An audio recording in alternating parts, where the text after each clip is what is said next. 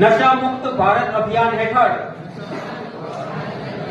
એકતાપૂર્વક પ્રતિજ્ઞા લઈએ છીએ કે આપણે ફક્ત આપણા સમુદાય, પરિવાર, મિત્રોને જ નહીં પણ પોતાને પણ વ્યસન મુક્ત બનાવીશું, કારણ કે પરિવર્તન અંદરથી શરૂ થાય છે। તેથી ભારતને વ્યસન મુક્ત બનાવવા સાથે મળીને પ્રતિજ્ઞા લઈએ। હું પ્રતિજ્ઞા લઉં છું કે હું ભારતને વ્યસન મુક્ત બનાવવા માટે મારી ક્ષમતા મુજબ તમામ પ્રયાસો કરીશ। સર્વે મિત્રોને